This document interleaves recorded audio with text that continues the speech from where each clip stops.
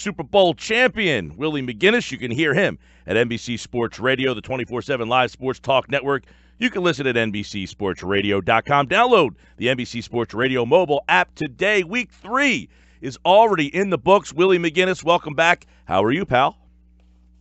I am doing great. How are you? I'm awesome, man. And, of course, Willie McGinest, like all guests, appear via the Boardwalk Honda hotline. I want to get your take on a bunch of things while we have you. First off, Carson Wentz returns, and I don't know, did you see any rust from Carson Wentz the other day? Should Eagles fans be feeling good? I mean, they should be feeling good that he's moving around the way he is, but, man, he lives life on the edge, man. And I said that, before he came out, that I don't think there's going to be any change once he gets on the field, that his natural instincts would take over. And a couple of those scrambles and him avoiding and being the magician he is in the pocket, man, I was like, wow. And then him diving for the first down, head first, pretty much the same way he got injured on the goal line prior to. I was like, they really solved that problem of just making sure he was real cautious out there and not playing a certain way. But it's good to see him out there. It's good to see him healthy and smiling and helping his team win football games. Now, I always mention on the show that when Brady tore his ACL, that next year, he didn't seem like he was the same guy. I mean, that seems like it's normal.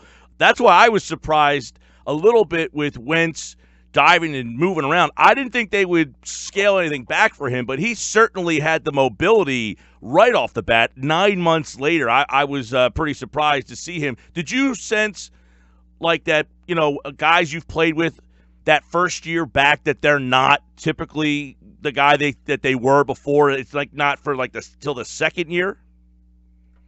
Yeah, I mean, a lot of people say that, and, I think all players are a little bit different. The comparison with Wentz and Brady, I think Wentz is just a little bit more mobile and athletic if you want to compare the guys.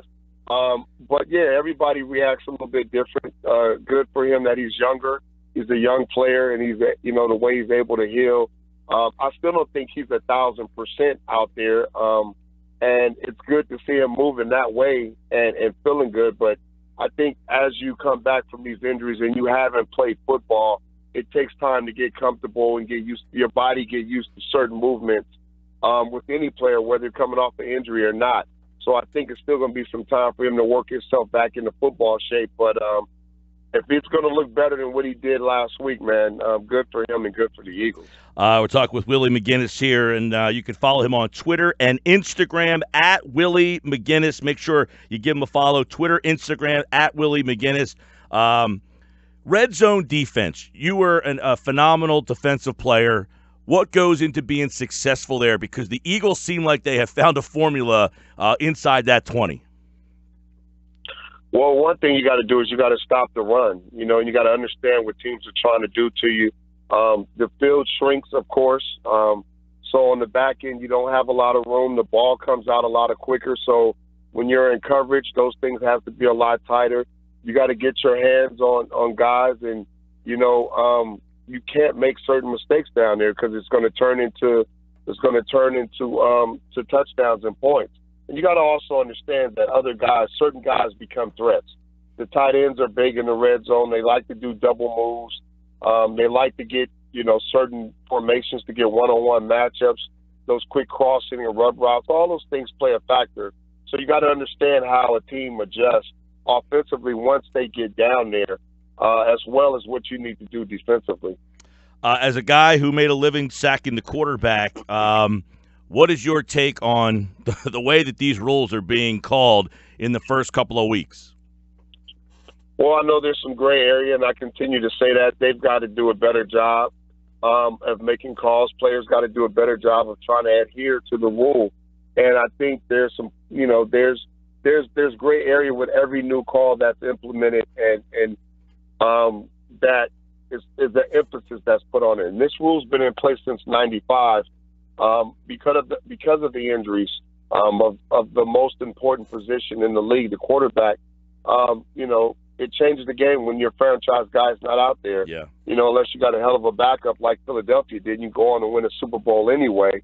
Look at what's going on in San Francisco with Garoppolo and some of these other quarterbacks that are getting injured. It's a huge blow. So I do understand what the league is trying to do. At the same time, they're watching film, the referees. They're trying to get this right. It's going to take some time to get it, kind of an even keel on these calls. Some of the calls I think are classic textbook tackles.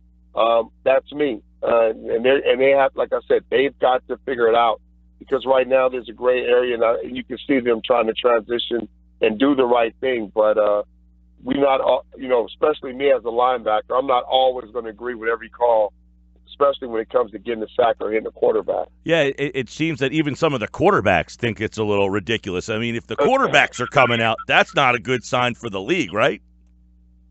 No, I mean, what they need to do is probably change some of the verbiage like they did with the helmet rule. Yeah. And figure that out. And it'll take some time. And I think they'll have those meetings. They'll watch tape. They'll watch film.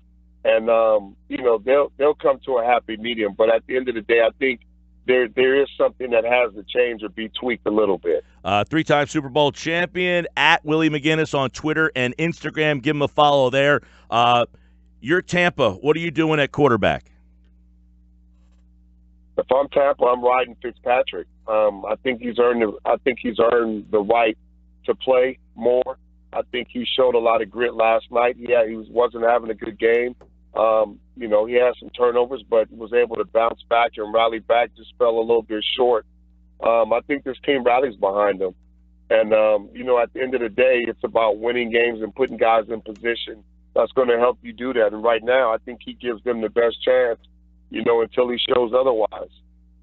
Pittsburgh, looks like they're going to possibly trade Bell. Is that the right decision? Running back's a tricky spot. I mean, I know there's special and talented ones, but it seems that a lot of teams just keep moving on without these special and talented guys.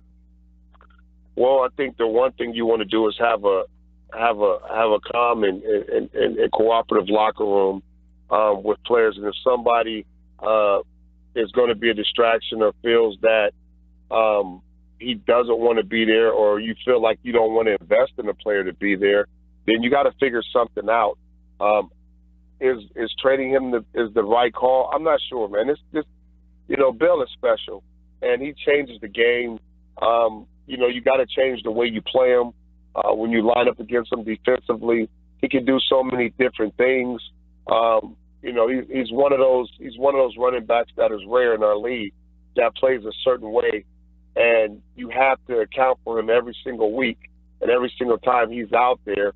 But at the end of the day, if two sides can't come together and figure things out, you have to do what's best for you as an organization and as a player. Right now, he's doing what's best for him and his future. So you never want to trade away really good talent. We see how that worked, how that worked with the Raiders in trading off Khalil Mack. Because there's going to be a void. But in saying that, there's always room for somebody to emerge as a superstar. And I think James Conner has come in, and I'm not comparing him to Bell, but I'm saying he's come in and taken advantage of a great opportunity. He's been playing at a high level, and I'm happy for him. Last one here for three-time Super Bowl champion Willie McGinest, at Willie McGinest on Twitter and Instagram. Seems like this comes up every once in a while, but is this finally the year that we should be concerned about the Patriots' start? I don't like to compare years and what they've done and be able to bounce back. I mean, I've been in a situation where we went 0-2 or 1-2 and actually won a Super Bowl and been in the Super Bowl. I remember that year. I don't like to compare. Yeah, I don't like to compare. I don't like to compare past years.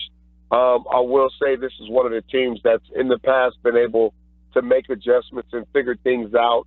They struggled last year through 5 weeks, and they were able to figure out and bounce back. I think once they get healthier, once they get players back, once the players that are out there, calm down and settle down, and the coaches coach them up, they'll make adjustments, they'll tweak some things, they'll get better.